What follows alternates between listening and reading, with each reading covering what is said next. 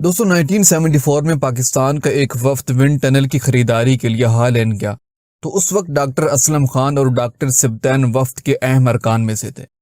جب ڈاکٹر عبدالقدیر خان کو اس بارے میں علم ہوا تو ان سے بڑے شوق اور جذبے کے ساتھ ملے، ان سے تفصیلی گفتگو ہوئی تو ڈاکٹر بخاری نے ان کو ہر دم ڈرایا کہ وہ پاکستان نہ آئیں، کیونکہ وہاں کسی کو ان کی صلاحیتوں کی قدر نہیں ہوگی اور وہ حصول روزگار کے لیے پریشان ہوں گے۔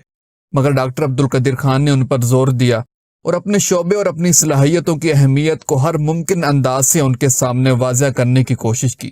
مگر انہوں نے ڈاکٹر عبدالقدیر خان کی ایک نہ سنی اور ادھر ادھر کی مار کر واپس چلے گئے۔ دوستو افسوس کا مقام تو یہ بھی تھا کہ وفد کے ارکان نے ڈاکٹر عبدالقدیر خان کی صلاحیتوں کو سمجھنے کی کوشش ہی نہیں کی اور محض وفد ہالینڈ میں اپنی عیاشی خواہشات کی تکمیل کرتا رہا، جن کو دیکھ کر ڈاکٹر عبدالقدیر خان کو بڑا رنج اور دکھ ہوتا تھا، اور آخر انہوں نے برملا طور پر ان سے کہہ ہی دیا کہ آپ لوگ قومی خزانے سے بھاری رقم لے کر ایک اہم قومی فریضہ ادا کرنے آئے ہیں، آپ کو زیب نہیں دیتا کہ اب یہاں بیٹھ کر شطرنج کھیلیں۔ وفد کے ارکان کو یہ بات ناگوار گزری اور وہ بولے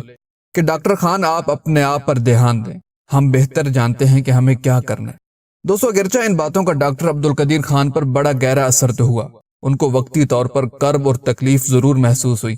مگر انہوں نے حوصلہ نہ ہارا، کیونکہ ڈاکٹر عبدالقدیر خان بخوبی جانتے تھے کہ پاکستان میں ایسی ہی لوگ زوال کے باعث ہیں، اس لیے ان کے دل میں پاکستان واپسی کے خیالات نے زیادہ زور پکڑا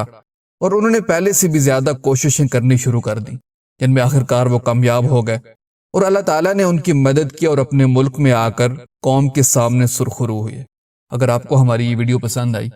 تو پلیز اس کو لائک اور اس طرح کی مزید انفارمیٹیو ویڈیوز دیکھنے کے لیے ہمارا چینل سبسکرائب کر دیں۔ جزاک اللہ۔